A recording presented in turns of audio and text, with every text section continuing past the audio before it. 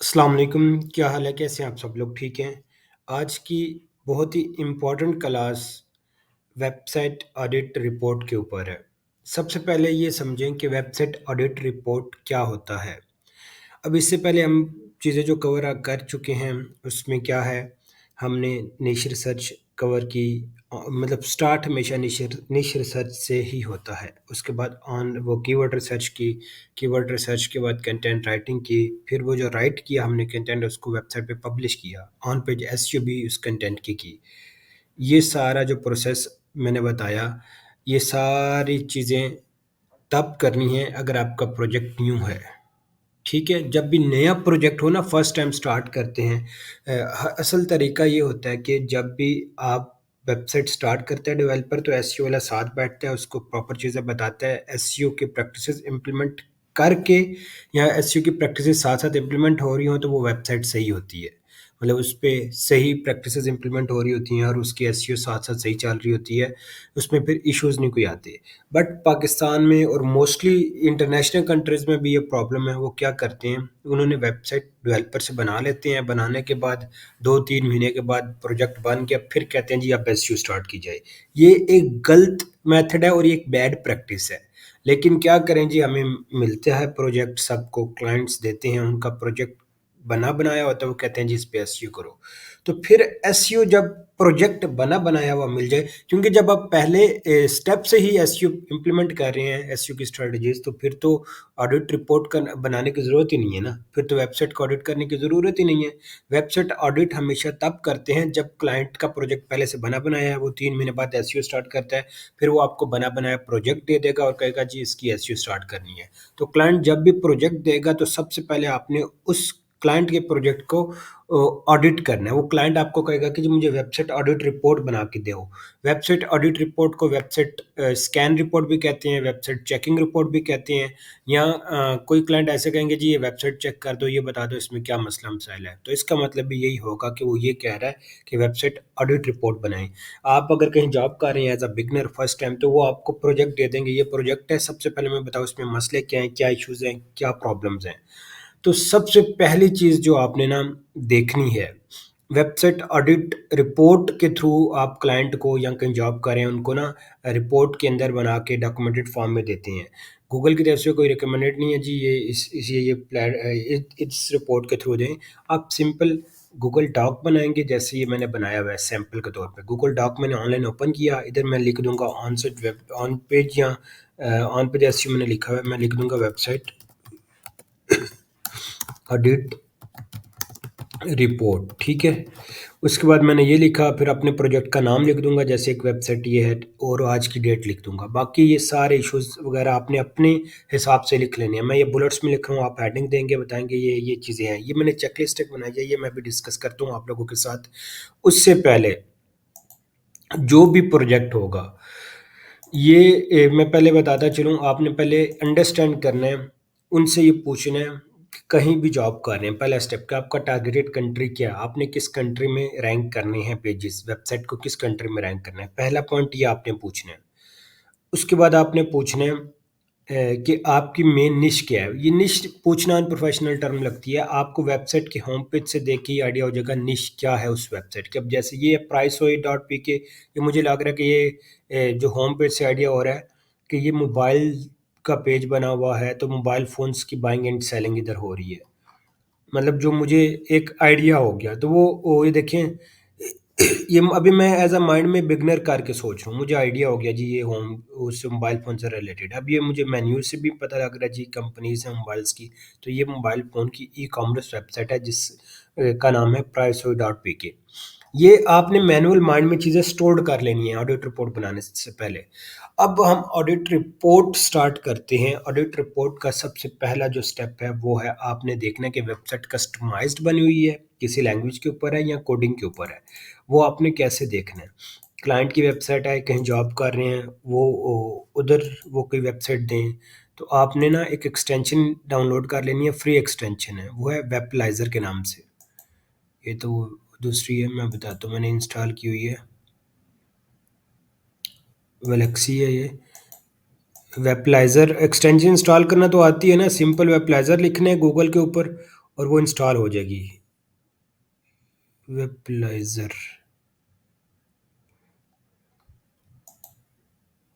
ये Google account दूसरा है, मेरी दूसरी है इसमें। वेबलाइजर किधर की? ये भी वही है, फिर ये वाला है। हाँ ये है, ठीक है। अब क्या करना है आपने, आपने वेबलाइजर ये वाली एक्सटेंशन है, पहले मैं ना वो जो वेबसाइट का मैंने चेक करना है ये किस पे बनी हुई है, उस वेबसाइट को मैं ये ओपन कर लूँगा। वेबलाइजर एक्सटेंशन बताती है इस वेबसाइट का, क्लियर कर देती है कि ये किस पे बनी हुई है, ये मैंने एक्सटेंशन पे यूँ इनेबल कर दूँगा, ठीक है। इनेबल करने के बाद क्या होगा जी, ये भी इसको ना वो कर रहा है, देख रहा है, डिटेक्ट कर रहा है, अभी लोडिंग हो रही है इस वजह से। ये अभी बता देगा कि ये टेक्नोलॉजी इस वेबसाइट की क्या है, लैंग्वेजेस कौन सी यूज़ हुई हैं, फ्रेमवर्क कौन से यूज़ हुए हुए हैं, वो ये सारी चीज़ें बता देगा। ये देखिए अभी लोडिंग होने में टाइम लगा। उसके बाद ये जावास्क्रिप्ट फ्रेमवर्क पे बनी हुई है, ठीक है। सीडीएन ये है, सिक्योरिटी ये है, मतलब ये यहाँ से मुझे पता लग गया कि ये जो वेबसाइट है ये किस पे बनी हुई है, ये कोडिंग के ऊपर बनी हुई है, ये कोई वर्डप्रेस के ऊपर नहीं बनी हुई।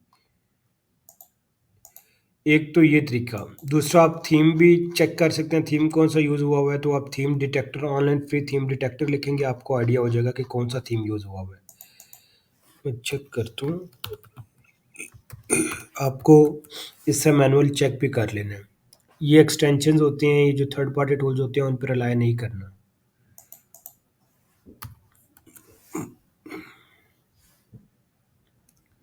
डब्ल्यू पी एडमिन पे ये ओपन नहीं हो रहा, एक्सटेंशन ने आपको बता दिया, बट ये मैं आपकी वो तसल्ली के लिए कह रहा हूँ कि जी, कि अगर वो डब्ल्यू पी एडमिन पे वर्डप्रेस साइट ना ओपन हो, उनको फिर आप कुछ ने सिक्योरिटी लगाई होती है तो फिर लॉगिन पे ही ओपन हो रही होती हैं। Sign in interview for latest checkout for the status of your dam mode. अच्छा, ये वैसे साइन अप का कह रहा है। अच्छा, ये पहला पॉइंट है साइन अप हो, लॉगिन हो, वो मैं ऑफ ऑफ पेज की क्लास देखेंगे, आप लोगों को समझ आ जाएगी। ये पता लग गया ये वेबसाइट किस पे बनी है, अभी मैं वर्डप्रेस के भी चेक करके बताऊंगा वो वर्डप्रेस पे बनी हुई की। अब ये जो वेबसाइट कोडिंग के ऊपर बनी है ना, ये पहला पॉइंट हमें क्लियर हो गया। अब कोडिंग के ऊपर बनी हुई है तो आपने डेवलपर से कम्युनिकेट करना है, सारे स्ट्रेटजीज उसको देनी है, वो इम्प्लीमेंट करेगा। या कुछ डेवलपर क्या करते हैं, वो ये कहते हैं जी कि हम क्या करते हैं, आपको इसके अंदर एक सीएमएस वर्डप्रेस की तरह का इंस्टॉल कर देते हैं, आप उसके थ्रू मतलब काम करें। तो उसके थ्रू वो पे 1-2 दफ़ा या 3-4 मीटिंग में समझा देगा, फिर आपने काम करना है। अगर वो नहीं समझ आती, आपको लगता है कि आपकी वजह से यहाँ कोड हल्का-फुल्का चेंज ना हो जाए गलती से, तो आप डायरेक्ट उसको कहें भाईजान आप करो, हम स्ट्रेटजीज़ आपको देंगे। ये बात जॉब में स्टार्ट में पहले करनी है, ठीक है? जब भी काम स्टार्ट करते हैं ये चीज़ें उनको क्लियर करनी होती हैं। अब तरीका क्या ऑडिट रिपोर्ट का? ऑडिट रिपोर्ट का सबसे पहला स्टेप ना मैं आपको बता देता हूँ। आपने गूगल पे आना है। गूगल पे आने के बाद ना गूगल पे सर्च करना है। ये वाली वेबसाइट पे चले जाना है, या गूगल पे आके आपने सर्च करना है फ्री एसईओ ऑडिट रिपोर्ट। अब ये जो है ना ये वाला टूल, ये आपको डाटा, अगर क्लाइंट कहता है जी मुझे जल्दी दो, मुझे टाइम नहीं है मेरे पास, फिर उसको ना मैनुअल चीज़ें डालने की ज़रूरत ही नहीं है, फिर उसको टू द पॉइंट बस जल्दी जल्दी यहाँ से डाउनलोड करके कहें जी ये लो। कोई क्लाइंट आ जाते हैं, कोई जॉब वाले जी हमें जल्दी चाहिए, टाइम कम हो, क्लाइंट निकल रहा हो, 10 बंदे और भी उसको पिच कर रहे हो, फ्रीलांस मार्केट प्लेस में ऐसे ही होता है। वो जल्दी मांगे तो उनको ये free SEO audit report is here, ये डोमेन है, आपने यहाँ से डाउनलोड रिपोर्ट पे यूँ क्लिक करना है। डाउनलोड रिपोर्ट करेंगे तो ये सारी डाउनलोड होगी, ठीक है। अब यहाँ पे ना बेसिक एसईओ पहले आपने जी देख लेनी है। बेसिक एसईओ में ये कह रहा है SEO title set 52 characters long, ये मेटा टाइटल और मेटा डिस्क्रिप्शन का बता रहा है, वो 60 कैरेक्टर्स के अंडर होना चाहिए। मेटा टाइटल ठीक है, मेटा डिस्क्रिप्शन 155 और 160 कैरेक्टर से लेस होनी चाहिए, वो भी ये बता रहा है। बहुत इसमें मेन कीवर्ड मिसिंग है, ये बता रहा है। H1 tags were not found, her page में जो मेन टाइटल होता है वो H1 होता है, उसको करेक्ट करेंगे तो ये ठीक हो जाएगा। हर पेज में H2 मेन हेडिंग्स होती हैं जो कंटेंट के दरमियान में होती हैं, वो फिक्स करनी है। इमेजेस कॉल्ड एट्रीब्यूट्स नहीं है, ये बता रहा है कि इन इमेजेस का नहीं है, ये आपने पिक करके इन इमेजेस का फिक्स कर लेना है, ठीक है। ये बाकी कैनोनिकल टैग क्या होता है कि फॉर एग्जांपल मैं अभी बता देता हूँ। शुड ये if you publish an article from such as another site. अच्छा जी, कैनोनिकल टैग क्या होता है, मैं सिंपल बताता हूँ कि जब भी आप फॉर एग्जांपल एक पेज है, सेम पेज के ऊपर एक कीवर्ड है, वो दो पेजेस पे टारगेट हुआ हुआ है, दो पेजेस हैं उन पे सेम एक keyword as it is target किया हुआ है, उसको फोकस की फ्रेज रखा हुआ है, प्राइमरी कीवर्ड वो है। अब गूगल जब आएगा वो आके देखेगा कि जी मैं किसको रैंक करूं, दोनों मतलब इसमें दो पेजेस में सेम कीवर्ड टारगेट है, तो इस इशू, ये एक इशू बन जाएगा। इस इशू को कहते हैं कीवर्ड कैनिबलाइजेशन का इशू। और ये इशू को फिक्स ऐसे करते हैं कि हम फिर कैनोनिकल टैग लगा देते हैं, गूगल को ये कहते हैं कि जी ये डुप्लीकेट पेजेस बने हुए हैं, आप ये जहाँ पे कैनोनिकल टैग लगा है इस पेज को प्रायोरिटाइज करो, इसको इंडेक्स करो, इसको रैंक करो, दूसरे को छोड़ो, ये मेन हमारी प्रायोरिटी है। तो उसके लिए हम क्या करते हैं, कैनोनिकल टैग लगा देते हैं। फिर भी आपको अगर वो प्रॉब्लम है, मैं आपको यहाँ से जब भी ना चीज़ें समझ आए, आपने सिंपल सर्चिंग किया करें व्हाट इज कैनोनिकल टैग, ठीक है, इन एसईओ। अब एआई ओवरव्यू के आने से is a piece of HTML that tells search engine which variant of page to prioritise in search results. ये पॉइंट समझ आ गया।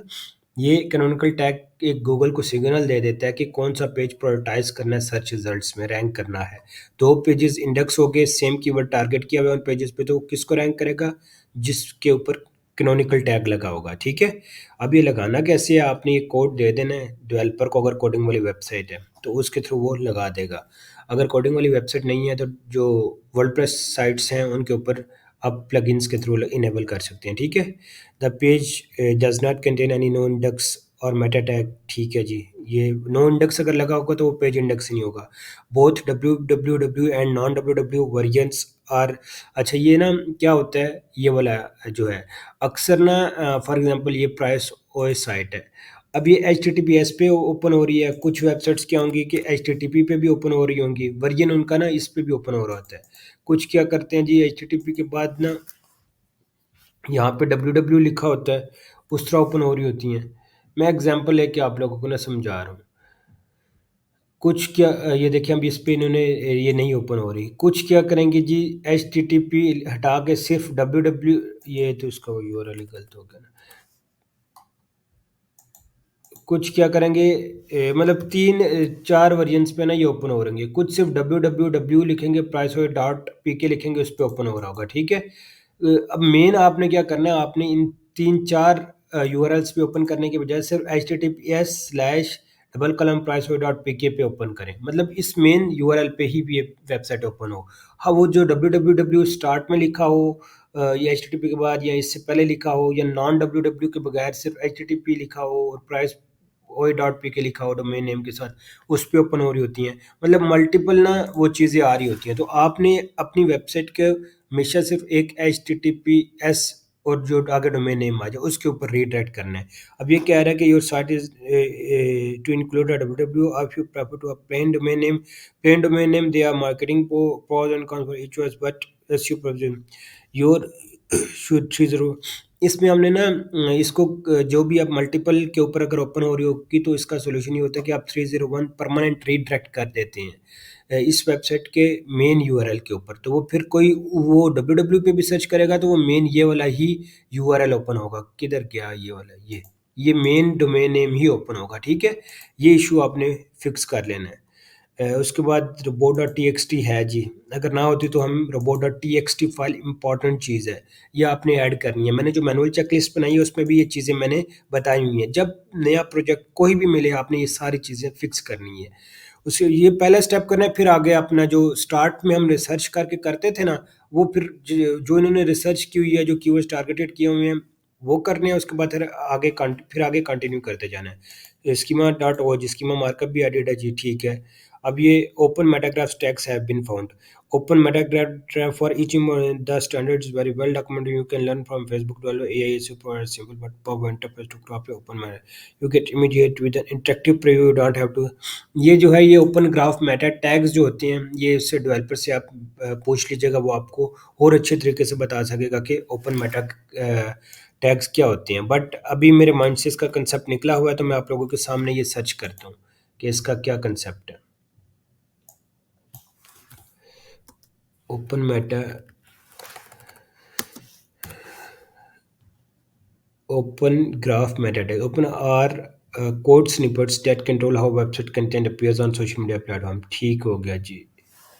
ये जो ओपन मेथड रहा है, they are part of the open which are developed by Facebook in make social media more social media से। अच्छा, ये जो सोशल मीडिया के लिंक्स नहीं लगे होते, वो open Meta graph open Meta tags के थ्रू वो लिंक्स जो लगे होते हैं।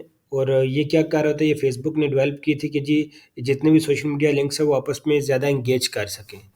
मैं इसको सिंपल ना एग्जांपल के थ्रू और चीज़ें सिंपल वे में समझ आएंगी। आगे मैं डिटेल बताता हूँ how you should look code simple, ठीक है जी। मैंने pieces of code that help define how your website should look when shared on social media platform. ठीक है जी। ओपन ग्राफ मेटा टैग्स ना कोड होता है, कुछ कोड का एक चंक्स होता है। जैसे ये देखें, ये ब्लू ब्लू बॉब है। वो क्या करता है, जब भी आपकी website social media platforms Twitter हो गया, फेसबुक हो गया, या इसके अलावा डिफरेंट सोशल मीडिया प्लेटफॉर्म्स हैं, उनके ऊपर जब आपकी वेबसाइट को शेयर किया जाएगा तो वो किस तरह की दिखेगी, ये ओपन मेटा टैग जो होती है ना, ओपन ग्राफ मेटा टैग्स का जो कोड इनेबल किया हुआ होता है, ये मतलब डिफाइन कर रहा होता है, बता रहा होता है कि जब आपकी वेबसाइट सोशल मीडिया प्लेटफॉर्म पे हम शेयर करेंगे तो वो किस तरह उन सोशल मीडिया प्लेटफॉर्म के ऊपर अपीयर होगी। तो ये ओपन ग्राफ मेटा टैग्स ये चीज़ आपको बता रहे होती हैं सिंपल लफ्ज़ों में, ठीक है। अब आ जाते हैं जी ऑल जावास्क्रिप्ट मिनिफाइड, ये टेक्निकल एसईओ में आ जाता है सीएसएस। ये जो अनयूज्ड कोड यूज़ हुआ हुआ है उसको आपने मिनिफाई कर लेना है। द सर्वर, हाँ सर्वर को चेक कर लेना, होस्टिंग को एक्सपायर तो नहीं हो रही। इज यूजिंग एक्सपायर्स हेडर, ठीक है जी। द पेज मेक, ये मतलब अपने टेक्निकल डेवलपमेंट के एंड पे आ जाती हैं कुछ चीज़ें, बट आपने ये एक्सपायर्स का देख लीजिएगा होस्टिंग, ये क्योंकि इसमें आता है ऑडिट रिपोर्ट में। द पेज, ये आपने जी चेक कर लेना। अब ये जितनी भी डेवलपमेंट वाली चीज़ें हैं, ये आपने कॉपी करके ऑडिट रिपोर्ट में रखनी है, डेवलपर को देनी है, उसको कहना है कि ये फिक्स करो। वो फिर उसको पता होगा वो चीज़ें ये फिक्स करेगा। The size of HTML document is 55 KB, this is our recommendation of 50 KB. ये 50 केबी से लेस होनी चाहिए, ये डेवलपर को इशू देंगे, वो फिक्स कर देगा, ठीक है। The response is under 0.2 second, ये जो रिस्पॉन्स है ये टू मतलब ये ठीक है। जो ब्लू वाले हैं वो ठीक हैं, जो भी क्रॉस वाले हैं ना वो आपने फिक्स कर लेना। अब इसमें बहुत सी कुछ ऐसी चीज़ें हैं जो डेवलपमेंट के एंड पे हैं। आपने क्या करना है, आपने वो सारी, बल्कि ऐसा ऐसे भी कर सकते हैं कि इधर आए आप, आने के बाद आपने क्या करना है, आपने ये जो ऑडिट रिपोर्ट है ना, ये इसी टूल ने जनरेट करके दी, ये आप डेवलपर को भेज दें, उसको कहें जी जो क्रॉस वाले हैं उनको फिक्स करो। ये देखिए ये सारा कुछ उसने ये बीच इस फाइल के अंदर बताया हुआ है। एक ये तरीका है। दूसरा फिर आपने क्या करना है, जब गूगल डॉक में ऑडिट रिपोर्ट बना रहे होंगे ना, गूगल डॉक में क्या करना है आपने, जी हेडिंग देनी है बेसिक एसईओ की, उसमें ये एज इट इज़ कॉपी कर लेना है। और जो होगा ना नहीं फिक्स, उसको यूं रेड कर देना है, इसको ब्लैक नहीं रहने देना। ये हेडिंग को उधर गूगल डॉक में रेड कर देना ताकि उसको पता हो कि ये इशू है। बाकी जी एज इट इज़ ब्लैक रखिएगा, ठीक है। जो क्रॉस वाले हैं उनको रेड करते जाइएगा, और ये एज इट इज़ इस इशू उधर पेस्ट कर दें, नीचे उनका सोल्यूशन भी लिखा हुआ है, और ये डेवलपर को दे दीजिएगा, ठीक है। ये चीज़ें ना, अब आपने क्या करनी है, किधर गया जी, ये गूगल डॉक में आके आपने यूँ हेडिंग देनी है, जैसे मैंने ये वेबसाइट ऑडिट रिपोर्ट के दी है, और नीचे आपने प्रॉब्लम्स देनी है कि जी ये प्रॉब्लम है जो क्रॉस वाला, नीचे सोल्यूशन दे देना है कि उसका सोल्यूशन ये है। वो उसी टूल ने जो रिपोर्ट जनरेट की उसके नीचे सोल्यूशन लिखा हुआ है। ये तो टूल के थ्रू आप जल्दी ऑडिट रिपोर्ट बना के दें, वो टूल वाला डाटा भी इधर डालें।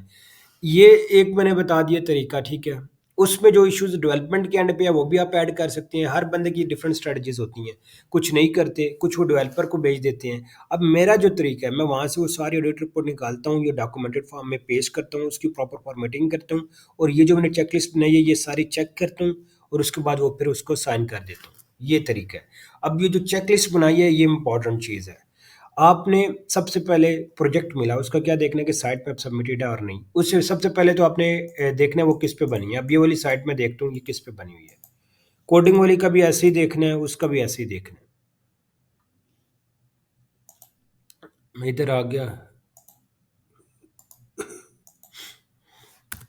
ये मैं इधर मैंने आके इंटर दबाया। अब मैं ये देखती हूँ ये साइट किस पे बनी है। वेब प्लेजर लोडिंग हो रही है, ये वाली एक्सटेंशन ये देखें, वर्डप्रेस सीएमएस पे बनी है। यहाँ से पता लग गया प्लगइन कौन सा यूज़ हुआ हुआ है, योस्ट एसईओ यूज़ हुआ हुआ है, वो कॉमर्स यूज़ हुआ हुआ है इसमें, ठीक है। ये कॉमर्स के लिए यूज़ होता है, ठीक हो गया जी। ब्लॉग्स वर्डप्रेस, ठीक है। ये सारा कुछ बता रहा है। कंटेक्ट फॉर्म यूज़ हुआ हुआ है, यूज टैसी प्लगइन लैंग्वेजेस पीएचपी पे ये सारा सीएमएस बना हुआ है। ये देखें ये हर चीज़ पेज बिल्डर कौन सा एलिमेंट और ये फ्री एक्सटेंशन के थ्रू आपको ये चीज़ें बता रहे हैं। अब आपने को पता लग गया अब वो वेबसाइट ई कॉमर्स की थी, ये भी यूके में टारगेट कर रहे हैं, इनकी भी गाड़ियों से रिलेटेड सर्विस सेल कर रहे हैं। ब्लॉगिंग साइट की एग्जांपल ये वाली होती है, ये सारे ब्लॉग्स लिखे लिखे होते हैं उस पे, ठीक है। इस पे ये टूल मैंने बनाया है, बाद में ये अभी कुछ दिन पहले बनाया है। ये पॉइंट क्लियर हो गया। अब इस साइट की एग्जांपल लेते हैं, डिफरेंट साइट्स को लेके चाह रहे हैं आपका माइंड ओपन हो। आपने पहले देखने के साइट मैप उसमें सबमिटेड है। साइट मैप चेक करने के लिए आपने साइट मैप डॉट एग्जाम्पल लिखना है।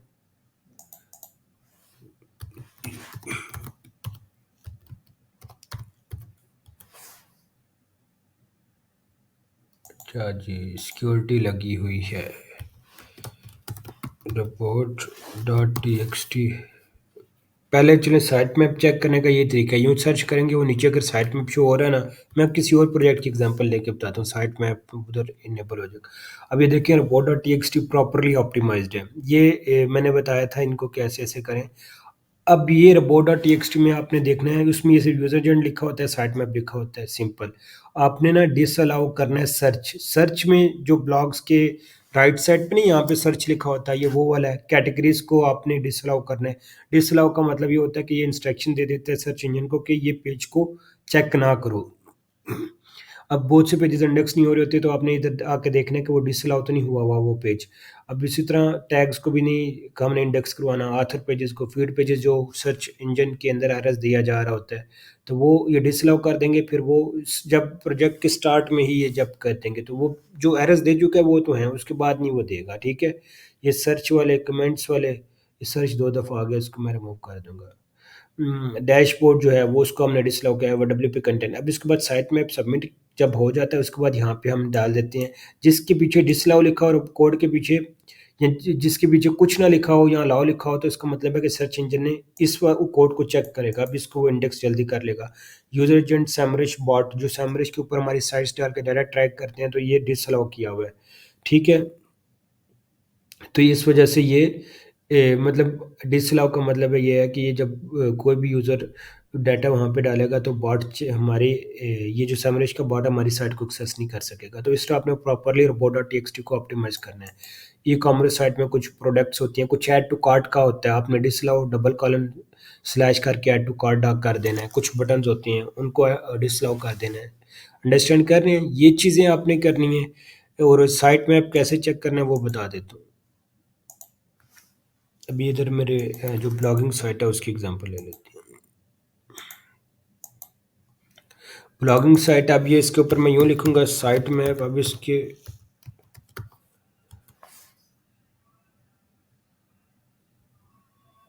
ये क्यों नहीं हो रहा।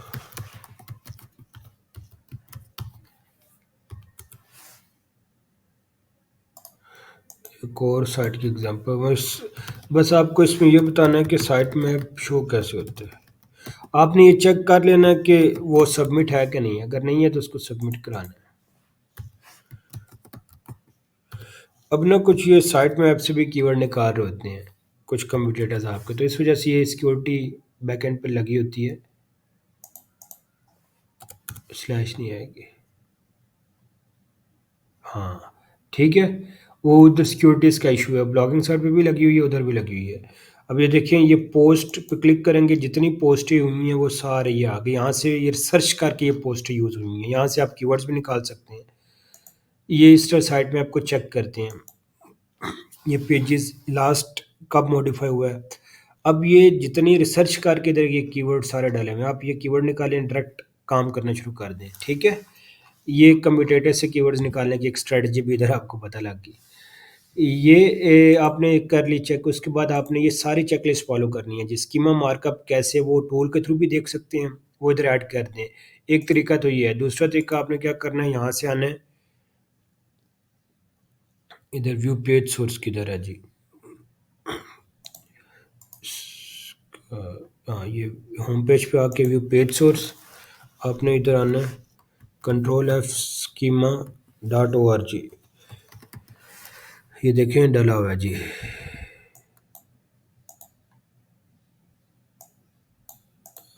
ये स्कीमा डला हुआ है, ये प्लगइन के थ्रू डला हुआ है, ऑर्गेनाइजेशन स्कीमा।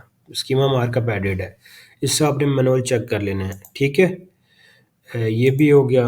ये सारे ना बड़े इंपॉर्टेंट फैक्टर्स बता रहा हूँ मैं, जो ये ऑडिट रिपोर्ट में आपने ऐड करते जाना है। सिंपल इधर आएंगे, लिखते जाएंगे जी ये एडिड है, ये नहीं है, आपने हेडिंग दे देनी है कि इश्यूज प्रॉब्लम्स नीचे बताते जाना है, वो आपकी ऑडिट रिपोर्ट होगी। वेबसाइट के सबसे पहले स्टार्ट में डीए लिखना है, फिर ऑर्गेनिक ट्रैफिक, वो मैं नीचे बता रहा हूँ, बट आपने ऑडिट रिपोर्ट अपने हिसाब से बनाएं। स्टार्ट में ट्रैफिक लिखें, सारा कुछ लिखने के बाद फिर नीचे बताएंगे ये चीज़ें नहीं है, ये चीज़ें ऐड करनी है।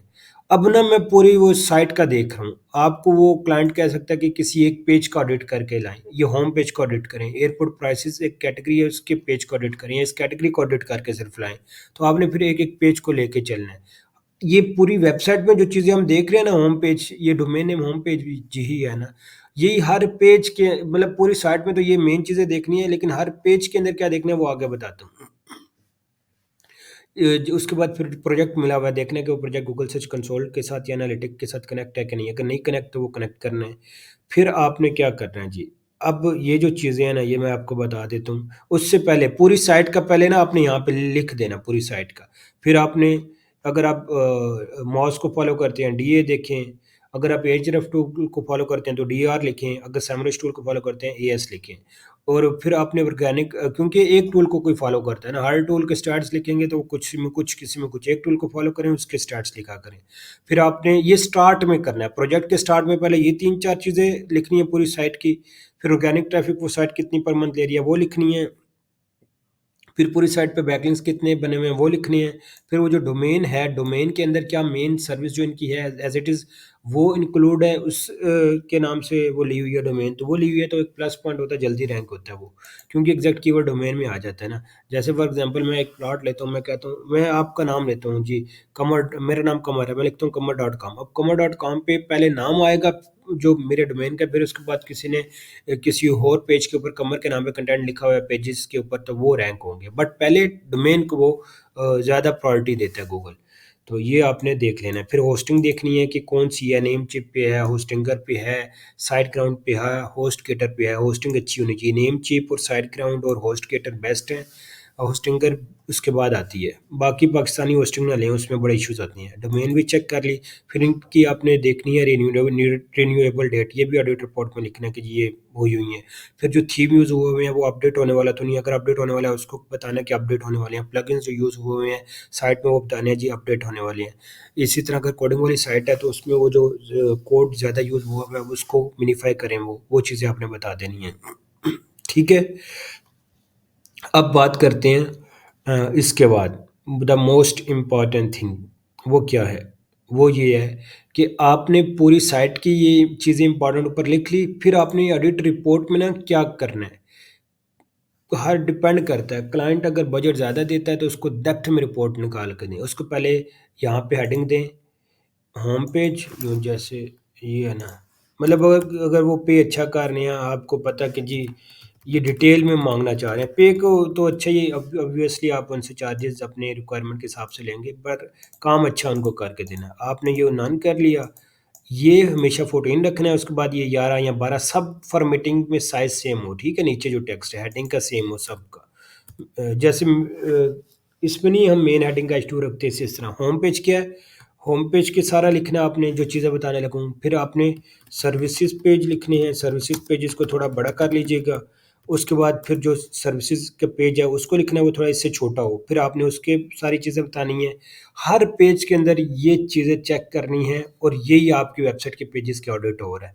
और ये चीज़ें आपने लिख के देनी है। जब सारा आप लिख देंगे, आपने प्रॉपर फॉर्मेटिंग करनी है होम पेज को, सर्विस पेजेस को, और नीचे ये सारा साइज सेम करके डाउनलोड विद पीडीएफ करके क्लाइंट को सेंड कर देना है। पर ये फॉर्मेटिंग सही करनी है। अब चीज़ें क्या देखनी है वो मैं बताता हूँ। अब हर पेज के ऊपर ऐसे ही करना है। मैं 1-2 पेज की एग्जांपल लूँगा, फिर ई-कॉमर्स पेज की एग्जांपल लूँगा, आपने फिर वो चीज़ें एज़ इट इज़ इंक्लूड करनी है, ठीक है?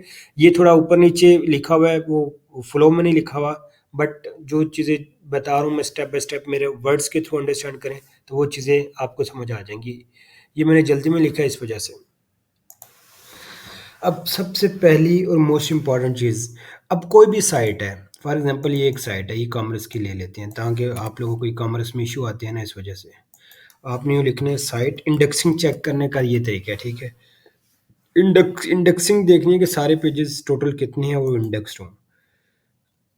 टोटल इसके 44,000 पेजेस हैं, ठीक है, नीचे शो कर वो इंडेक्स है।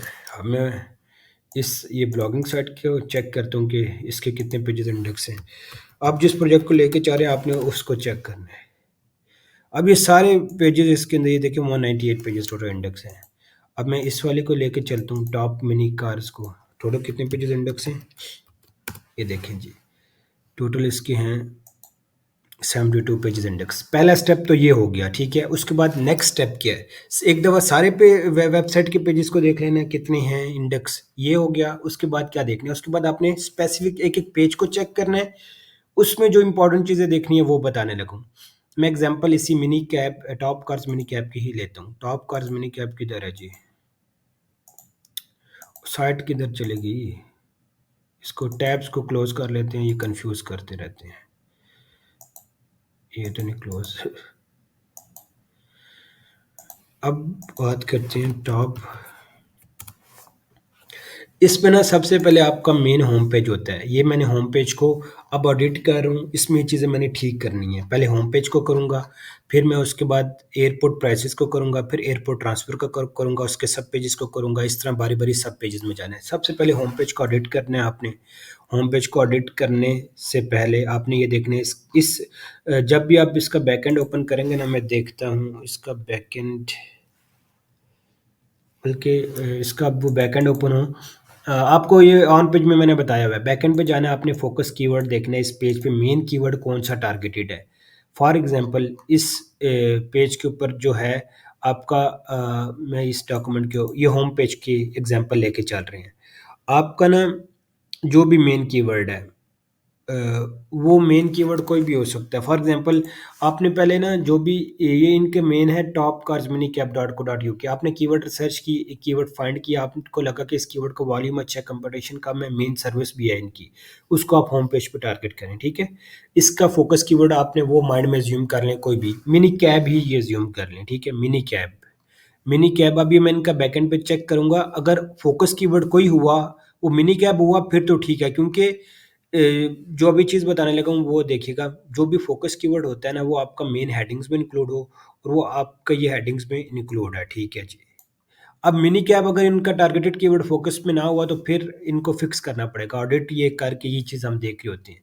उसके बाद देखते हैं जी मिनी कैब इंक्लूड है, ये हो गया। उसके बाद ना अब मैं ऑडिट करते हुए देख रहा हूँ कि ये पेज रैंक कैसे होगा। मिनी कैप पे अगर रैंक करना है तो इनको चाहिए कि इस पे कुछ कंटेंट लिखें मिनी कैप से रिलेटेड, जैसे ब्लॉग नहीं लिखते रिसर्च करके, इसी तरह मिनी कैप के ऊपर रिसर्च करके कहीं नीचे आपने ये कंटेंट ऐड अप कर देना है।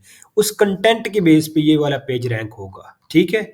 एक तो ये इशू पकड़ लिया हमने। दूसरा जो आपने ये कीवर्ड देखे ना टारगेटेड कीवर्ड, इसका वॉल्यूम देख लेना है, इसकी प्रॉपर रिसर्च कर लेनी है, उस कंट्री में क्या वॉल्यूम है, कितनी ट्रैफिक लेके आएगा, अगर ये रैंक होगा। जिसका वॉल्यूम ज़्यादा हो, कंपटीशन कम हो, वो वाला कीवर्ड आपने लेना है। अगर कोई और कीवर्ड टारगेट किया हुआ है तो उसको फिर अपडेट करवा सकते हैं आप, ठीक है। कुछ कैसे कहते हैं जो हमें सिर्फ पेजेस रैंक चाहिए, ब्लॉग ना ऐड करें ब्लॉग्स वगैरह, तो फिर आपने पेजेस को ऐसे ऐड करना होता है। अगर कंपटीशन ज़्यादा है, वो कहते हैं कि यही कीवर्ड हमने टारगेट करना है, फिर आप बैकलिंक्स के थ्रू इस पेज को थोड़ा रैंक करवाएंगे। पहले कंटेंट में सारी रिसर्च ओके करके इम्प्लीमेंट कर देंगे, शायद उससे रैंक हो जाए, ना हो तो फिर हम ये बैकलिंक वाली टेक्निक अप्लाई करते हैं। पहला पॉइंट क्लियर हो गया सबको, ये आपने देखना है। उसके बाद आपने देखना है कि हेडिंग्स प्रॉपर्ली ऑप्टिमाइज्ड हैं कि नहीं। पूरे पेज में मेन एक H1 हो, उसके बाद H2 हो, दैट्स इट। बाकी जो प्रॉब्लम आती है ना, वो मैं आपको बताता हूँ। ये एक एक्सटेंशन होगी एसईओ वैलेट के नाम से, वो आपने ये हेडिंग्स ऑप्टिमाइजेशन चेक कर रहे हैं कि इस पेज, जैसे हम कीवर्ड नई साइट का नहीं जैसे काम करते हैं ऑन पेज, वो सारी ऑन पेज एसईओ की प्रैक्टिसेस आपने इसके ऊपर देखनी है। अब आपने ये देखना है कि हेडिंग्स प्रॉपर्ली ऑप्टिमाइज्ड हैं कि नहीं। आप इस एक्सटेंशन के थ्रू भी देख सकते हैं, ठीक है। ये है एसईओ वैलेट पे आना है, हेडिंग ऑप्टिमाइजेशन पे क्लिक करना है, तो ये आपने देखना है। अब ये देखें, ये पूरे पेज को ऑडिट कर रहा है। अब इसमें ना हमें सिर्फ H1 मेन होना चाहिए, मेन हेडिंग H1 इनकी है ही नहीं, जो इनका मेन टाइटल होगा। ये पूरे पेज में H1 है ही कहीं नहीं। ये H3 से स्टार्ट हो रहा है, क्रॉलर आके H3 पढ़ रहा है, अबाउट कंपनी पढ़ रहा है, ये सारे बोल्ड करने थे। जो इनका मेन एक हेडिंग होगी H1 वो इधर इंक्लूडेड ही नहीं है, ये इन्होंने डायरेक्ट H2 से स्टार्ट की हुई है। यहाँ से चलें ठीक है, ये इसकी सब हेडिंग्स आ गई H3। अब ये choose over mini cap collection कहाँ पे है? Choose over mini cap collection ये है। अब ये H2 आ गई, इनको H3 रखें, ठीक है। उससे पहले ये यहाँ पे ना एक मेन हेडिंग होती है, टाइटल होता है, जो आपकी एक पिचिंग लाइन होती है हेडिंग की। जैसे टॉप कार्स मिनी कैब है, आप यहाँ लिख सकती हैं top mini cabs in UK. फिर नीचे यहाँ कंटेक्ट फॉर्म डाला हो, नीचे कॉल टू एक्शन लगा हो, ताकि ये पेज रैंक हो तो वहाँ पे कस्टमर कंटेक्ट करे, लीड दे के जाए। व्हाट्सएप बटन नीचे लगा दें जैसे यहाँ लगाया हुआ है, अंडरस्टैंड करें, यहाँ से हटा के यहाँ पे लगा दें। ये हीरो एरिया होता है, यूज़र ये जब भी लैंड करता है पेज के इस एरिया में लैंड करता है। तो ये एक बहुत बड़ी प्रॉब्लम है इनके इस पेज के ऊपर, ठीक है, ये फिक्स करनी है। उसके बाद ये H2 ठीक है, ये H3 कर लें। अब ना ये कुछ ये वाली चीज़ें भी हेडिंग्स उठा रहा है, ये हेडिंग्स रखी हुई हैं बैकएंड पे थीम के सेटिंग में जाके। आप डेवलपर को कह के करें या खुद कर सकते हैं तो खुद करें, इनको बोल्ड रखें। हेडिंग्स यहाँ से स्टार्ट होनी चाहिए। कुछ मेन्यूज़ ने हेडिंग्स रखी होती हैं, ऐसे फनकार आते हैं कि मेन्यूज़ को हेडिंग किया हुआ होता है। तो ये फिक्स करना है, बड़ी इंपॉर्टेंट चीज़ है ये हेडिंग्स, इसके थ्रू गूगल और यूज़र अंडरस्टैंड कर रहा होता है। फिर ये मिनी कैप सर्विसेज ठीक है जी, ये ठीक है। ये H2 हो गया मेन हेडिंग, उसकी ये सब हेडिंग में आते हैं, ठीक है। ये H2 मेन हेडिंग हो गया, ठीक है। अब ये देखिए H2 हैप्पी क्लाइंट रिव्यू, चलें इसको H2 करना है तो नीचे इसको तो H3 करें, H2 के बाद H5 डाला हुआ है। हेडिंग ऑप्टिमाइजेशन वाली क्लास ऑन पेज में सिखाई है ना मैंने, वो जाके देखें आप लोग। H2 के बाद H3 आएगा, ये इनको H3 करें। अगर इसकी कोई सब हेडिंग होती वो H4 आता। फिर ये जी H3, अगर ये इसकी सब हेडिंग में आ रहा है फिर तो ठीक है, बट ये नहीं आ रहा है, इसको मेन H2 करें। अब ये क्विक लिंक ये बोल्ड करें, ये हेडिंग नहीं पिक होनी चाहिए। कंटैक्ट डिटेल्स, ये भी फुटर्स की शायद डिटेल्स ने उठाई हुई हैं, तो ये सारी H2 इसको करें, इसको H2 करें, ये हेडिंग्स नहीं पिक करने चाहिए नंबर। ये H2 करें, इसको बोल्ड रहने दें। ये ब्लॉग लिंक्स इसने उठाए हुए हैं, ये बोल्ड करें, ये हेडिंग्स ना पिक करें, ठीक है। इसको सही करें। इससे ऊपर फिर आप मेन कंटेंट जो लिखना है, जो भी टारगेटेड कीवर्ड है उसकी हेडिंग को रिफ्रेश करा के वो लिखें। फिर नीचे सारा ब्लॉग नहीं जैसे बताया रिसर्च करके करने का, वो सारा ब्लॉग इधर लिखना है मेन टारगेटेड कीवर्ड से रिलेटेड। उस कंटेंट की बेस पे ये पेज रैंक होगा। ये इश्यूज हैं इस पेज में, आप ये इसके थ्रू भी देख सकते हैं, ठीक है। ये headings detailed SEO com extension के थ्रू, ये दोनों फ्री हैं। ये एक हो गया। उसके बाद ना आपने जो मेन चीज़ ये एक देख ली हेडिंग्स ऑप्टिमाइजेशन। हेडिंग्स ऑप्टिमाइजेशन के बाद आपने इस पेज में और क्या देखना है? आपने देखना है जो इम्पोर्टेंट चीज़, सारी इम्पोर्टेंट है बट जो चीज़ें हैं वो मैं बता रहा हूँ। अच्छा जी, अब यहाँ पे ना हेडिंग्स का हो गया। उसके बाद कंटेंट, कंटेंट जो इसके अंदर डला हुआ है ना, फॉर एग्जांपल ये जो कंटेंट डला हुआ है, ये आपने ये कंटेंट देखना है, ये कहीं दूसरी साइट से तो नहीं कॉपी किया हुआ, इसका प्लेजरिज्म चेक करना है। मिनिमम 10% तक कॉपी कर सकते हैं, उससे ज़्यादा नहीं करना। वैसे कोशिश ये करें, बेस्ट ये है कि कॉपी बिल्कुल ना हो, ठीक है। हो रही है ना, मैंने कहा रिकॉर्डिंग हो ही ना हो रही हो रही है। आपने देखना कि कंटेंट किसी दूसरी वेबसाइट से कॉपी ना हो कहीं से भी, वो ये सारा कंटेंट का प्लेजरिज्म आपने चेक कर लेना है। फिर आपने देखना है ये जो कंटेंट डाला हुआ है इसमें एंटिटीज इंक्लूडेड है। अगर मैं एयरपोर्ट ट्रांसफर लिखता हूँ तो ये सिमेट्रिकली ऑप्टिमाइज्ड लिखा हुआ है। एयरपोर्ट ट्रांसफर की एंटिटीज कुछ आपने माइंड में थिंक करनी है, कुछ रिसर्च करनी है साइट्स के थ्रू, वो एंटिटीज इस जो कंटेंट है इसमें इंसर्ट करवानी है, तो ये स्ट्रांगली ऑप्टिमाइज्ड हो जाएगा। एसईओ सिमेंटिकली ऑप्टिमाइज्ड कंटेंट हो जाएगा। फिर जो कंटेंट आप खुद लिखेंगे नीचे रैंक करवाने के लिए, इसमें होगा तो होता तो हम चेक करते, वो आपने चीज़ चेक कर लेनी है कि वो मस्ट हो इसके अंदर, ठीक है। ये मस्ट ला चीज़ें इंक्लूडेड हों। ये जो चीज़ें बता रहा हूँ ये आपने डॉक्यूमेंटेड फॉर्म में अपनी वर्डिंग में ऐड अप करके क्लाइंट को देनी होती हैं। इसके बाद क्या जी, एक्सपीरियंसेस आर एडेड और नॉट, जो कंटेंट लिखेंगे ना कंटेंट, उसके अंदर एक्सपर्ट बंदे ने लिखा हो इस नीच से रिलेटेड, तो आप लोग क्या चैट जीपीटी के थ्रू लिख रहे हैं या खुद लिख रहे हैं, आप लोग उसमें ऐड कर देंगे माई एक्सपीरियंस या माई क्लाइंट, क्लाइंट का डाल दें या अपना डाल दें कि I have tried top cars mini cab and ये मुझे एक्सपीरियंस हुआ, ठीक है। जब मैंने आपका जो एक्सपीरियंस था एयरपोर्ट टॉप मिनी कैब जब आपने बुक कराई एयरपोर्ट के थ्रू, तो क्या एक्सपीरियंस था वो ऐड कर दें। या क्लाइंट का जो है, कोई भी क्लाइंट बना के किसी बंदे को वो एक्सपीरियंस ऐड करना है। ये वो चीज़ें बता रहा हूँ जो अभी करंटली काम कर रही हैं 2025 में। उसके बाद क्या है, टेबल ऑफ कंटेंट, ये ब्लॉग पोस्ट के अंदर ना table of content must include करें, पेजेस में ना करवाया करें, बस पोस्ट पेजेस में करवा भी दें well and good, but blog जो लिखेंगे ना ब्लॉगिंग स्ट्रेटजी, हर साइट ब्लॉगिंग स्ट्रेटजी पे डिपेंड कर रही होती है। ब्लॉग रैंक करते हैं तो वहाँ पे इंटरनल लिंक एक्सटर्नल लिंक के थ्रू ट्रैफिक दूसरे पेजेस पे जा रही होती है, होम पेज पे, सर्विस पेजेस पे, तो वो वहाँ पे लीड्स देके जाती हैं। तो ब्लॉग पोस्ट, मैं तो ब्लॉग पोस्ट पे ऐड करता हूँ, तो आप पेजेस में भी ऐड कर सकते हैं, इट्स अप टू यू, लेकिन ब्लॉग पोस्ट पे मस्ट है, ठीक है। वो टेबल ऑफ कंटेंट के थ्रू यूजर इजीली लिंक पे क्लिक करके उधर चला जाता है। आप इसके ऊपर भी कर लें, पेजेस के ऊपर भी, पेजेस के ऊपर करेंगे तो फिर थोड़ा ना हाइड कर दीजिएगा टेबल ऑफ कंटेंट को, क्योंकि वो पेजेस पे डिज़ाइन थोड़ा ख़राब हो जाता है। एग्जांपल लूँ तो इसके ऊपर अगर टेबल ऑफ कंटेंट यहाँ पे शो हो रहा हो तो वो ये पूरा डिज़ाइन ख़राब लगेगा, तो आपने हाइड कर देना है। सर्च इंजन देखे उसको, लेकिन यूज़र बेशक ना देखे, ठीक है। यूँ अगर ऐड करना चाहें, बट ब्लॉग के अंदर लाजमी ऐड करें। जैसे मैं ब्लॉग किस एग्जांपल लूँ ना, यहाँ पे ना एक ब्लॉग का पेज बना होगा, अब इन्होंने नहीं ऐड किया होगा। अब वो table of content, easy table of content plugin लेके वो इंस्टॉल करेंगे, उसकी सेटिंग्स में जाके सिर्फ पोस्ट पे टिक कर देना है, तो वो शो हो जाएगा। अब इन्होंने नहीं ऐड किया। अब ये एक अलहदा ब्लॉग है, ब्लॉग को ये पेज भी है, ठीक है। इसको मैं एडिट करके बता देता हूँ। अब ये इसमें ना एक गलती है कि आप यहाँ पे कॉल टू एक्शन फॉर्म डालें, वो फॉर्म के ऊपर फिल करके यूज़र कांटेक्ट करेगा, लीड्स देगा, जैसे व्हाट्सएप बटन है ना, फॉर्म भी डालें, ठीक है। बल्कि ये वो इनकी सर्विसेज वो है, तो आप डायरेक्ट नंबर डाल दें इधर, इधर या कोई ऐसा क्लिक के इमेज डाल के लिंक डाल दें, तो वो डायरेक्ट कॉल कर ले आपको, या व्हाट्सएप का नंबर लगाओ, लिंक लगाओ, वो कर लेना आपने। अब इधर टेबल ऑफ कंटेंट नहीं ऐड, अब ये टेबल ऑफ कंटेंट इधर ऐड करना है तो वो कैसे शो होगा वो मैं बता देता हूँ।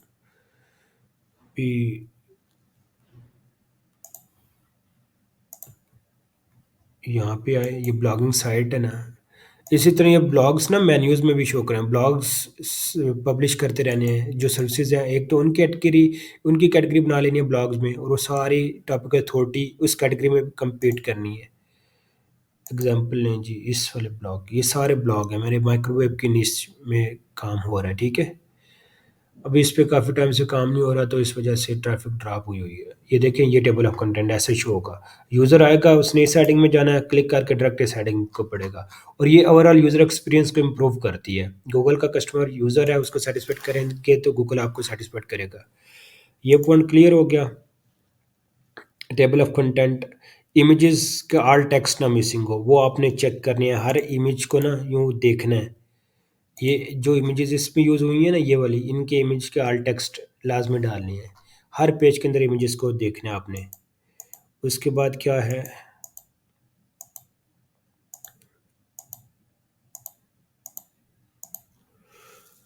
एक second, internal link and external links are correctly added, ये भी बताता हूँ। उससे पहले हम पहले ये बता देता हूँ। अब आपने ना ये देखना है कि जो internal link external link minimum 3 से 4 या 4 से 5 या 6 रेलिवेंट इंटरनल लिंक इंक्लूड हो हर पेज में, 2 या 3 एक्सटर्नल लिंक्स कर लें, पर रेलिवेंट हों। अब अगर इसमें इंटरनल लिंक देखें कहीं लगा हुआ है, मुझे नहीं लग रहा कि लगा हुआ है। ये फुटर वाले नहीं, ये वाले इंटरनल लिंक नहीं, ये इंटरनल लिंक वो जो टेक्स्ट के अंदर से जा रहे हो, ये टेक्स्ट के अंदर इंक्लूड हो। ये जो टेक्स्ट है ना, एंकर टेक्स्ट, उसके अंदर इंक्लूड हो, अब यहाँ पे नहीं है। 3 एक्सटर्नल लिंक डालें, और 4 से 5 6 इंटरनल लिंक आप ये सर्विसेज पेजेस के भी डाल सकते हैं, किसी भी पेज का डाल सकते हैं, ब्लॉग्स लिखा हुआ है उस ब्लॉग का डाल दें, बट इंटरनल लिंक मस्ट है।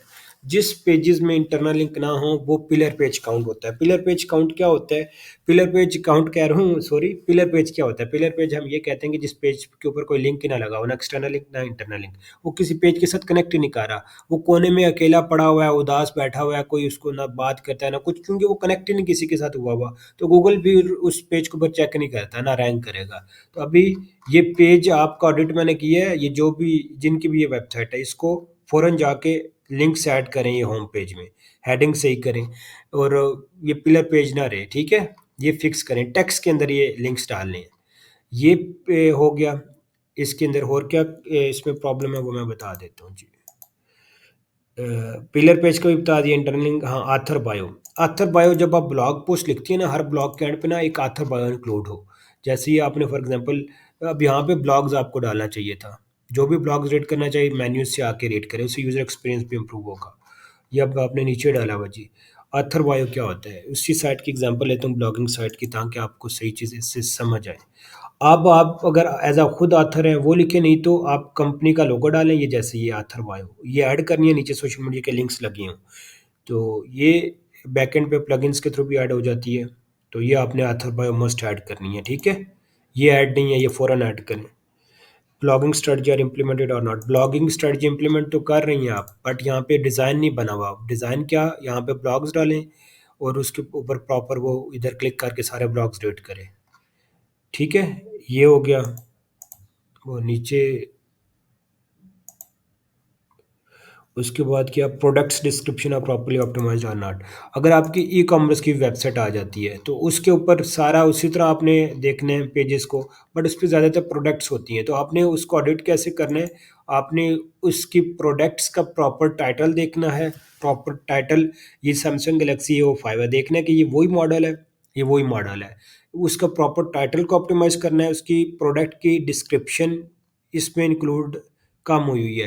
प्रोडक्ट की जो डिस्क्रिप्शन लिखेंगे उसमें फिर एंटिटीज एनएलपी वर्ड्स डाल के, तो उसको 150 करेक्टर 200 करेक्टर्स तक रखना है, जितनी भी डिस्क्रिप्शन अलाउ हो उतने तक का रखना है। और उसके अंदर डिस्क्रिप्शन के टेक्स्ट के अंदर लिंक लगा हो, वो अकेला ना वो प्रोडक्ट प्रोडक्ट पड़ी हो, नहीं तो वो पिलर पेज काउंट होगा।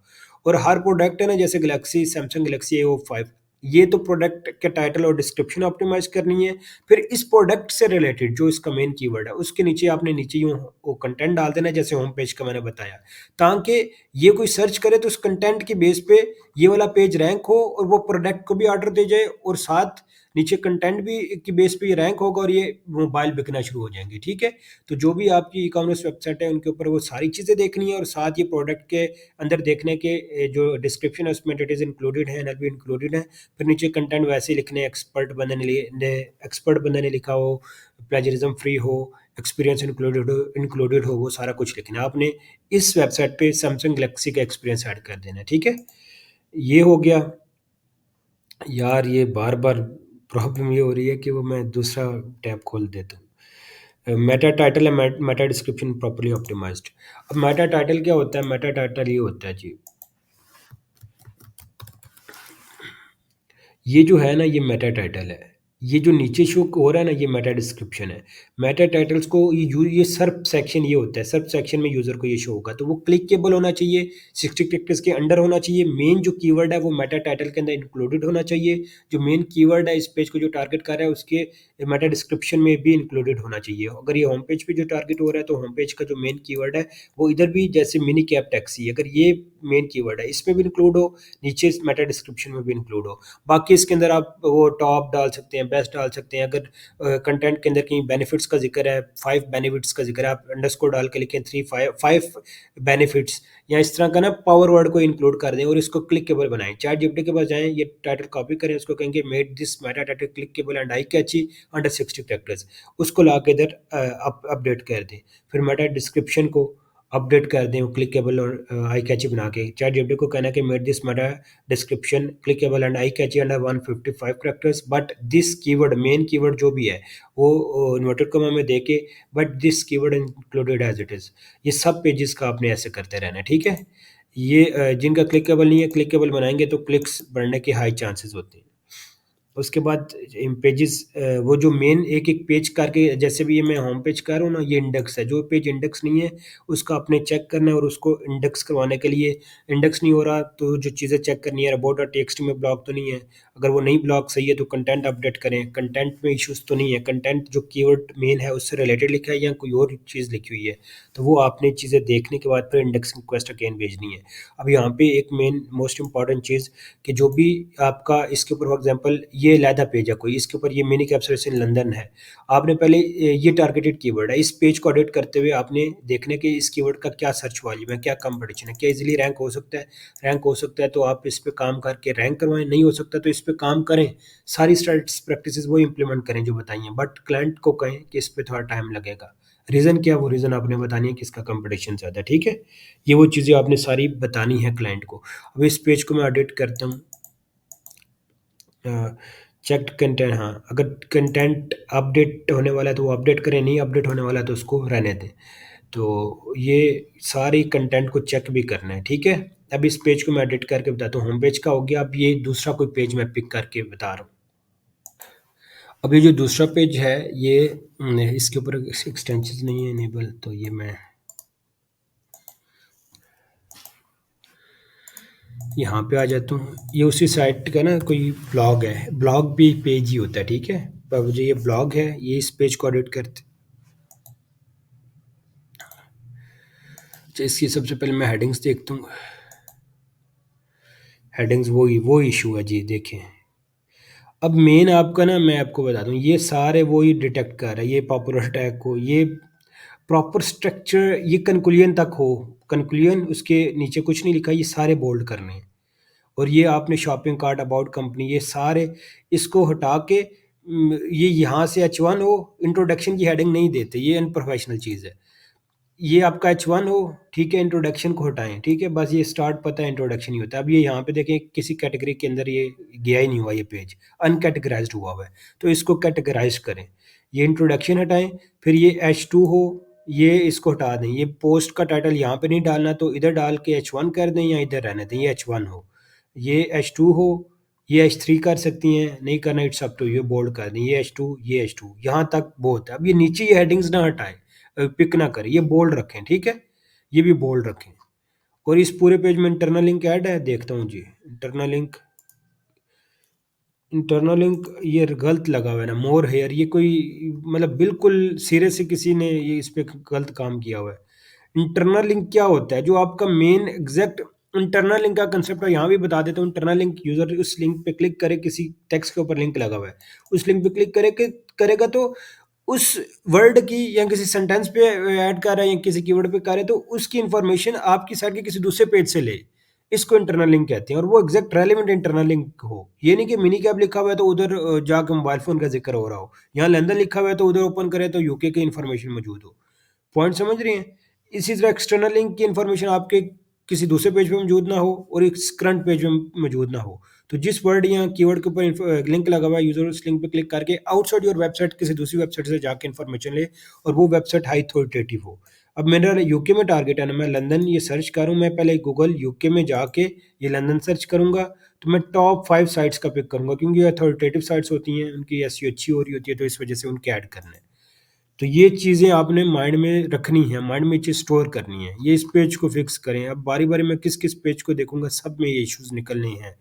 हीट थ्रो, इस पेज को देख लेते हैं जी। ये सब पेजेस को ऐसे ही ऑडिट करते जाना है, बारी बारी हर पेज का वो एक एक पेज का ऑडिट देते जाए उनको, यहाँ एक ही वेबसाइट में मेजर पेजेस का ऑडिट देते, मेन मेन पेजेस का। ये आपकी ऑडिट रिपोर्ट हो जाएगी, ये क्लाइंट को आपने भेज देनी है। हीट थ्रो एयरपोर्ट टर्मिनल 2 जी, इसको मैं ऑडिट करता हूँ। वो इशू है ना, वो इशू यहाँ से, ये जो मेरा एरो है ना, ये देखिए हैंड, यहाँ से पिक करें, नीचे H5 बनाए हुए हैं, वाह। H1 के बाद ये मेन जो हेडिंग्स, ये मेन है ना, वैसे ये जो जीमेल वो पिक की हुई है, ये सारे बोल्ड करें। यहाँ से H1 हो, H2 सॉरी खांसी आ गई, ये H2, इसकी सब हेडिंग H3, ये H2, ये H2, सब हेडिंग H3, ठीक है जी। कंक्लूजन के नीचे ये वाले हटाएं, ये बोल्ड करें। उसके बाद लिंक्स देखते हैं, लिंक्स के बाद इमेजेस भी देखनी है। अब इमेज, हर मैंने इमेज ब्लॉग लास्ट पे मिस किया है, उसमें इमेज भी नहीं डली हुई थी, वो कौन सा था जी, हाँ एक इमेज डली है ना। अब यहाँ पे ये कंटेंट के हिसाब से ठीक है, एक इमेज ठीक है। इसका अल्ट टेक्स्ट भी डालना है, ये ठीक है उसकी इमेज, सॉरी वो मैं कह रहा था गलत है, बट इमेज वो कंटेंट की लेंथ कम है। अब ये है ना, एक इमेज इधर है, ठीक है जी। अब ये इमेज ये रेलेवेंट नहीं लग रही, नीड एयरपोर्ट, हाँ ठीक है रेलेवेंट है, क्योंकि हेडिंग के हिसाब से है। एक तो ये तरीका, दूसरा ये आप हेडिंग को ना यूं यहाँ पे वो करके, मैं आंसर मशीन की एग्जांपल लेता हूँ किस तरह करना है, थोड़ा यूं और रेलेवेंट। जैसे ये देखें, इसको ना ये माइक्रोवेव का जिक्र हो रहा था, मैंने ये बैकग्राउंड डाला, ऊपर ये हेडिंग एज इट इज डाल दी, ऊपर लोगो डाल दिया कि मेरी कोई इमेज यूज भी करे ना तो मेरा लोगो लगाओ, समझ रही हैं। तो इस तरह आप यूं भी कर सकती हैं इमेजेस के अंदर। लेकिन जिस तरह ये किया, ये भी ठीक है, ये इससे रिलेटेड है, need airport transfer to and from, ये एयरपोर्ट से ट्रांसफर की तरफ लेके जा रहा है ना, इस वजह से ये ठीक है। आपने लोगो लगाया हुआ है, ये भी अच्छी चीज़ है, अच्छी। ये लोगो एक जगह रखें, या कॉर्नर इधर लगाएं या इधर लगाएं। और इमेज ऑल टेक्स्ट चेक कर लें, ये अगर मिसिंग है तो ये ऐड करें। हेडिंग्स को ठीक करें, अब ये लोगो अगर इस इमेज पर डाला ना तो हर इमेज का डिज़ाइन थोड़ा सेम रखें, लोगो हर इमेज पे फिर इंक्लूड हो। अगर वो हेडिंग वाला करना है तो हर इमेज पे वो चीज़ हो। बाकी इसमें लिंक्स शिंक्स, ये हेडिंग्स के अंदर लिंक्स नहीं डालने, ये हेडिंग्स हेडिंग्स हैं, ये देखिए यहाँ बोल्ड किया हुआ है आपने। ये कार्बो डॉट सेम लिंक डाला हुआ है ना, एक दफ़ा एक एक्सटर्नल लिंक डाल दिए फिर बार बार उसी को ही नहीं डालना। ये भी ऐसे उधर रीडायरेक्ट कर रहा है, ये भी उधर रीडायरेक्ट कर रहा है, ये भी उधर रीडायरेक्ट कर रहा है। ये मिस्टेक हो रही है, ये देखें, ये फिक्स करें जी।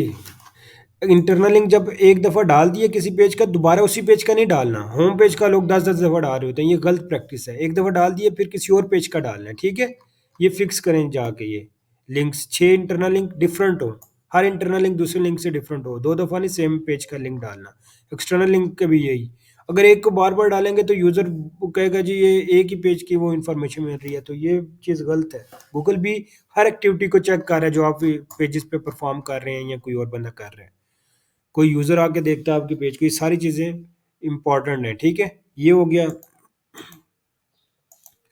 इसके बाद और क्या है जी, हाँ, जो टारगेटेड कीवर्ड है किसी पेज पे उसका वॉल्यूम चेक करके फिर उसका सारी चीज़ें आपने बतानी है, ये मैंने बता दिया आप लोगों को। अपना किसी स्पेसिफिक पेज के ऊपर आपने ये भी देखना है करंट बैकलिंक्स। अब फॉर एग्जांपल मैं सिर्फ ये हीथ्रो एयरपोर्ट टर्मिनल को मैं चेक करता हूँ, मेरा जो भी टारगेटेड, मैं एग्जांपल लेके बता रहा हूँ, आपका जो टारगेटेड कंट्री है आपने उस कंट्री में जाके चेक करना है। गूगल यूके खोल लेना है, यहाँ पे लिखना है गूगल यूके। अब ये उस कंट्री का है कि नहीं, मतलब ये सर्च इंजन वो वाला ओपन कर लेना, वो आपको अब पता होगा कैसे करना है। ये मतलब इतना तो ये यूके का ओपन हो गया, ठीक है। ये आपने हीथ्रो एयरपोर्ट टर्मिनल करना है। अब आपने ना सर्प एनालिसिस करना है कि इस कीवर्ड पे मैं पहले पेज पे आ सकता हूँ कि नहीं। ये कैसे करना है ये मैंने कंटेंट राइट या ऑन पेज की क्लास में समझाया होगा, आप लोग वहाँ से जाकर देख लें। फिर आपने ना उसी के अंदर एक मेन चीज़ देखनी है कि ये एग्जैक्ट स्पेसिफिक पेज है या होम पेज रैंक हो रहा है। अगर स्पेसिफिक पेज है ना तो इस पेज को कितने बैकलिंक गए हैं, इस पेज को कितने गए हैं, इस पेज को कितने गए हैं, इस पेज को टॉप 5 में देख लेना है। जो एवरेज नंबर होगा ना उतने बैकलिंक मस्ट आपने अपने इस पेज को देने होंगे जिस पेज को ऑडिट करके रैंक करना चाह रहे हैं, ठीक है। ये चीज़ मोस्ट इंपॉर्टेंट जो मैंने क्या बता दूं। अब ये ऑन पेज एसईओ की थोड़ी चेकलिस्ट में इंपॉर्टेंट चीज़ें हैं, वो आप देख लें कि फोकस कीवर्ड मेटा टाइटल में इंक्लूड हो, प्राइमरी कीवर्ड फर्स्ट पैरे में इंक्लूड हो। अब ये जो चीज़ मैं बता रहा हूँ ना कि प्राइमरी कीवर्ड फॉर एग्जांपल ये है ना, ये सी हीथ्रो, ये प्राइमरी कीवर्ड है best mini cap service in London, ये इंक्लूड है बेस्ट मिनी कैप, ये ठीक है, ये ओके है, ये यूं पहले पैरे में इंक्लूड हो, ठीक है। वो आपने पिच कर लेना है, मतलब पिचिंग टाइप बना के ना वो इंक्लूड होना चाहिए। पिच टैब इंट्रोडक्शन से ऊपर, अगर इंट्रोडक्शन से ऊपर ना कुछ समराइज करके पूरे कंटेंट को 2-3 लाइनें डालते हैं तो उसमें भी इंक्लूड कर देना है। ये समझ आ गई। फोकस कीवर्ड तो मेटा टाइटल में होगा, headings properly optimise, content semantically optimise हो, entities NLP words semantic words वो सारे इंक्लूड हो। मैंने कंटेंट राइटिंग की क्लास में ये चीज़ बताई हुई है। फोकस कीवर्ड ये भी बता दी है, ये वही जो स्टार्ट में इंक्लूड हो। The focus keyword first found in the content, focus keyword जो है वो एक दफ़ा आना चाहिए, ज़्यादा दफ़ा आएगा तो कीवर्ड स्टफिंग का इशू आ जाएगा। तो 1-2 दफ़ा वो जब पहले पैर में होगा तो वो एक दफ़ा आ गया, ठीक है। ये जो कंटेंट लेंथ फॉर एग्जांपल, ये मैंने किया ना सर्च लेंथन, आपने पहली साइट का देखना है कि इस कीवर्ड पे ये जो पेज रैंक हो रहा है इसने वर्ड काउंट क्या है इसकी। ये कोई रैंकिंग फैक्टर नहीं है बट इसकी भी आपने वर्ड काउंट देख लेना है, इसका भी कम्पिटेटर्स के टॉप 10 को देख के आपने एक एवरेज नंबर निकाल लेना है और वो वर्ड काउंट रख लेना है, ठीक है। Focus keyword in the sub heading में जो आपका मेन कीवर्ड है एक दफ़ा आ जाए। कीवर्ड डेंसिटी, वो जब मेन कीवर्ड या रिलेटेड कीवर्ड को डालेंगे तो ये कीवर्ड डेंसिटी 1.3 हो जाएगी, 1.330 से ऊपर भी हो जाएगी, ठीक है। ज़्यादा दफ़ा नहीं यूज़ करना, कीवर्ड स्टफिंग आ जाएगी। एक्सटर्नल लिंक कम से कम एक दफ़ा होना चाहिए लेकिन 3 डालें, 6 इंटरनल लिंक डालें। पॉजिटिव और negative sentiment word in the title, Google अभी ये चीज़ भी देखता है कि जो कंटेंट राइट कर रहे हैं उसमें सेंटीमेंट्स क्या, इमोशंस क्या यूज़र्स के। तो वो आपने जो टाइटल डालेंगे उसमें आपने पावर वर्ड इंक्लूड करना है। पॉजिटिव नेगेटिव सेंटीमेंट टाइटल में होना चाहिए। ये चैट जीपीटी को कह दें कि use a positive sentiment in this title या negative sentiment in this title, ठीक है, वो फिर ऐड कर देगा। एक दफ़ा नंबर इंक्लूड हो, आप लिख दें 2025 2024, या 20 जो साल चल रहा है वो। ईयर ना मेंशन करें, ईयर की प्रॉब्लम पता क्या होती है? फॉर एग्जांपल 2025 की है ना, तो आप 2027 में काम कर रहे हैं, तो आप बोल के पुराने मेटा टाइटल को अपडेट करना। तो ये नंबर की जगह आप लिख दिया करें 5 best benefits, 5 best tips, 10 best tips. उनका अगर कंटेंट के अंदर कहीं हेडिंग में जिक्र है तो तब लिखें।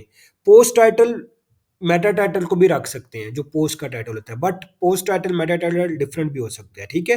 पोस्ट टाइटल में सिर्फ मेन कीवर्ड डाल दें, मेटा टाइटल को थोड़ा क्लिकेबल आई कैची बना दें, या पोस्ट टाइटल को कोई और रख लें बट उसमें मेन कीवर्ड इंक्लूड हो। मेटा मेन कीवर्ड ये बताता है नीचे कंटेंट किस बारे में है। मेटा टाइटल जो है वो सर्च में शो होगा तो वो यूजर्स को बताएगा ये कंटेंट किस बारे में है, तो उस बेस पे क्लिक होगा करेगा यूजर्स। तो ये इंपॉर्टेंट चीज़ है, ठीक है? तो वो टाइटल प्रॉपर्ली ऑप्टिमाइज कैसे होगा कि जो मेन कीवर्ड है वो स्टार्ट में आए। जैसे ये है ना, इनका ये अभी देखते हैं पेज इंडेक्स है कि नहीं, ये इंडेक्स होना चाहिए, ये भी आपने देखना है, हर पेज को चेक करिए इंडेक्स है। अब ये mini cab service in London आ गया है। अब इस में ना थोड़ा और बेहतर हो सकता था। नंबर इंक्लूड नहीं है इस मेटा टाइटल में, नंबर नहीं ना इंक्लूड। अब ये क्या है, ये मैं पढ़ूंगा, experience drivers to get your destination on time. अब ये अगर बेनिफिट्स कहीं आ सकते हैं ना कि ये कस्टमर के लिए, आप यहाँ पे लिख सकते हैं following are the benefits for customer who will get mini cab service in London. अब बेनिफिट्स कितने हैं, एग्जांपल दे रहा हूँ, 1 2 3 4 5 6 7 8 9। Following are the 9 best benefits for customers which will get mini cab service in London. ये text इधर add करके, heading नहीं text, यहाँ पे आए, ये लिखे best mini cab service in London, और ये 9 पॉइंट्स है ना, आप यहाँ पे लिख दें जी 9, डंडी सी डाल के ना यूं, एक सेकंड,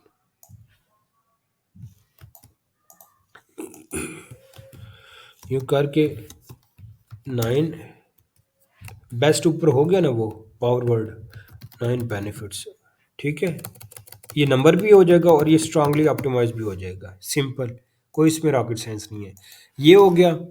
ये इस पेज में ये भी चीज़ भी चेक करनी है। अब यहाँ पे होम पेज और बाकी पेजेस का कर लेंगे। अब बारी आ जाती है कंटेक्ट अस या अबाउट अस पेजेस की। इसके ऊपर ना कंटेंट नहीं हम डालते, बस फॉर्म डाला हुआ होता है, और नीचे आप क्या करते हो, contact to top mini cabs for 24/7 service, या इस तरह के कोई हुक्स डाल देते हो। अब इसमें आपने ये मेन हेडिंग ये H2 रख लें, आपका ये जो है ये H2 हो जाएगा, ये H1 हो जाएगा, ठीक है? नीचे कंटेंट में बस 2-3 लाइनें लिख दें।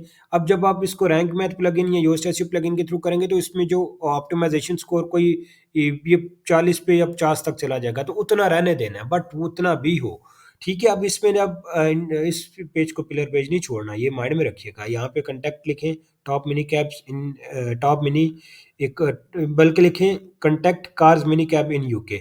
अब कार्स मिनी कैब पे ये पेज रैंक करना है ना, ये वाला, या होम पेज अगर टारगेटेड कीवर्ड होम पेज का जो है ना, वो इधर रख के contact mini cab in UK, mini cab के ऊपर होम पेज का लिंक डाल दें, तो ये पिलर पेज काउंट नहीं होगा, फिर ये पेज किसी के साथ कनेक्ट हो जाएगा। इसी तरह अबाउट अस पेज का करना है, सर्विस पेज का करना है, कुछ ना हो ना होम पेज के साथ जो उसमें टारगेटेड कीवर्ड है वो डाल के लिंक कर दिया करें, वो फिर मेन कीवर्ड जल्दी रैंक होगा। कुछ क्या करते हैं कि डोमेन नेम डाल के कर लेते हैं, वो भी बेटर है, बट अगर किसी डोमेन नेम में मेन सर्विस का कीवर्ड इंक्लूड ना हो तो फिर आपने क्या करना है, टारगेटेड कीवर्ड का भी डाल के कर सकते हैं, ठीक है? ये तरीका करना है। ये कॉन्टैक्ट अस और अबाउट अस पे जो है 50-50 स्कोर देंगे। ये उस तरह से प्लगइन कर रहे हैं तो उसमें 100%, 80%, 70 तक नहीं ऑप्टिमाइज्ड होगा, वो 60-50 तक होगा, वो भी बहुत है। उसमें आपने meta title as it is रखना है, कॉन्टैक्ट नाउ फॉर 24/7, वो आगे नंबर ना इंक्लूड करें क्योंकि इसमें हो नहीं सकेगा। तो अगर कोई ऐसा नंबर इंक्लूड हो सकता है, नीचे किसी चीज़ का ज़िक्र किया हो कंटेंट में, वो कर दें, बट नंबर बेशक ना करें, क्योंकि कंटेंट पेज, अबाउट पेज के ऊपर ना, या जो इस तरह के पेजेस होते हैं इन पे ना कंटेंट कम होता है, तो इस वजह से जितना कंटेंट है उसको ऑप्टिमाइज़ करके डालना है, ठीक है?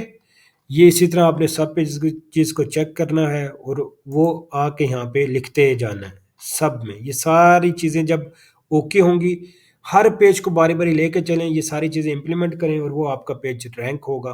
इंडेक्स की रिक्वेस्ट भी आखिर में भेजिए, इंडेक्स की रिक्वेस्ट भेजेंगे तो वो फिर रैंक होगा। सर्प में आके चेक कर लेनी है रैंकिंग, सिंपल इज़ दैट, कोई रॉकेट साइंस नहीं है। मैंने इस पेज को अब बारी-बारी हर पेज की ये चीज़ें बता चेक करनी है जो मैंने बताई हैं। हेडिंग्स को, लिंक्स को, इमेजेस को, ये सब कुछ देखना है। ब्लॉग पोस्ट अगर कोई है उनके अंदर ऑथर बायो देख लेनी है, टेबल ऑफ कंटेंट देख लेना है, और table of content easy table of content plugin activate करें, उसके थ्रू हो जाएगा, ऑटो इनेबल हो जाएगा, ठीक है?